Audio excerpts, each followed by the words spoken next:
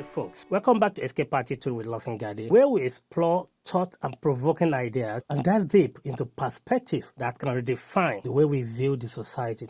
How about running our government like a private companies? And I'm going to break it down for you. So before we proceed, I just want to push in this analogy and let us see how it works. You see, in marriage, there's something I believe we call marriage outgrown, or when you outgrow your marriage. When we have a traditional family that we have a father, we have the mother, and we have the children that make up a family. In this family, there's going to be a marriage. The aspect of marriage, the father and the mother made a commitment statement to one another when they are getting married. Let's assume we have a scenario where that the father has to make a financial decision. So, in a nutshell, the whole family is against this financial commitment that their father wants to make. And at the end of the day, he did, and he put the whole family in a financial stress to the point that they become homeless. So the father made the decision in spite the fact that the whole family is against it. In this scenario, the father's attitude shows that he has outgrown the marriage. If you will make decision outside what the collective family agreed to, and at the end of the day, this your decision end up putting everybody in problem. You are telling them that you have grown the marriage. So if we look at this scenario, I want us to bring it down to our political sector.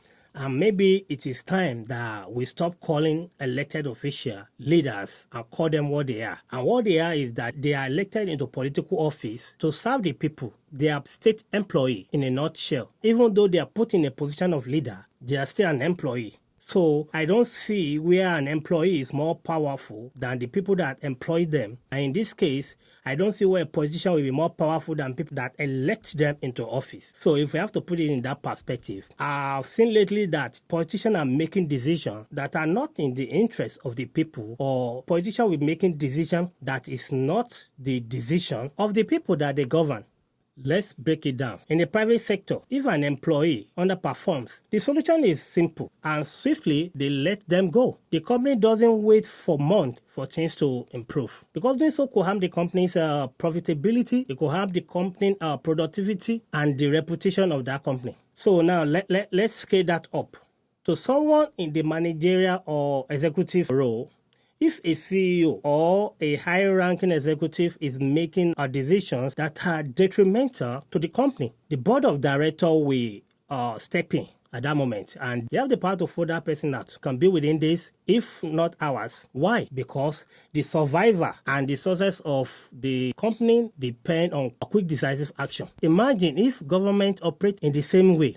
A politician that has been elected to serve the people. What happens when the politician begin to make decisions that are harmful to the economy? Or a politician that ignores public opinion or enact a policy that only serves a small elite? In most democratic systems, we are stuck with that individual for their entire term, no matter how much damage they may do. If you think about it, that's an incredible long time to tolerate a poor performance. 4 years is enough time to tank an economy. For instance, let's say a company financial officer start making poor investment decisions that lead the company downward to bankruptcy. The board won't just sit back and say, okay, well, let's wait, and probably we'll see how it goes for the next few years. I'm very sure that would be a capital no. They will act immediately. But in government, if a finance minister or an elected leader makes a disastrous economic choice, mismanaging a budget or raising unsustainable debt or causing inflation to spiral, citizens often have no recourse until the next election cycle. And by then, the damage could have been long-lasting. Sometimes they are irreversible. This isn't just hypothetical. In recent history, we've seen a situation where elected leaders continue down a path that is clearly not in the best interest of their country. Yet, the people are forced to wait. They have to wait until the end of the term. The damage builds up,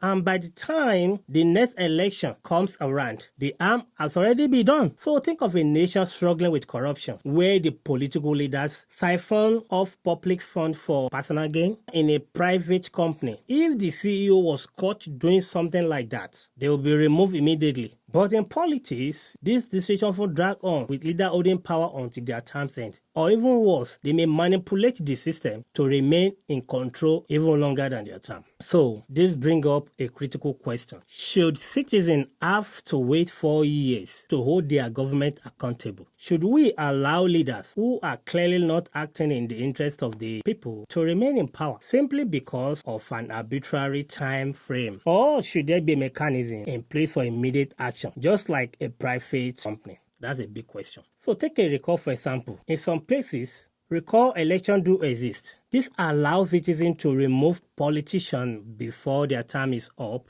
if they are not doing their job well. But this process is actually slow. It is very, very difficult to trigger. So if governments operated more like businesses, we could streamline this process. So imagine if, just like a company's board of directors, a citizen panel or a watchdog group had the power to call for an immediate vote of no confidence that will trigger a fast and fair process to remove ineffective leaders. Let me tell you that this isn't just about performance, it is about alignment with the mission of the state. In every company, employees, especially those in the leadership position, must align with company vision and goals. So if a leader starts making decisions that are at odds with the company's direction, they are swiftly removed or replaced. Shouldn't it be the same for politicians? So if a government official starts pursuing a policy that are not in the interest of the majority, or even worse, if government is benefiting only a selected view,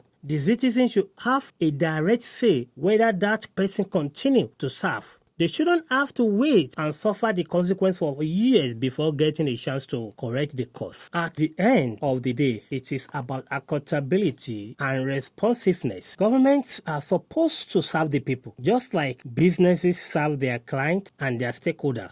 So if a politician isn't fulfilling their duty, shouldn't there be an efficient way for the people to make a change? That's the idea, guys. What do you think? Should our government adopt some of these efficiency and accountability practices we see in the private sector? Let me know your thoughts. Put your comment down below and let's engage each other on this topic. That's going to be it for me on this one, guys. This is Escape Attitude with Loving Gadi. Until next time, stay blessed. Bye-bye, guys.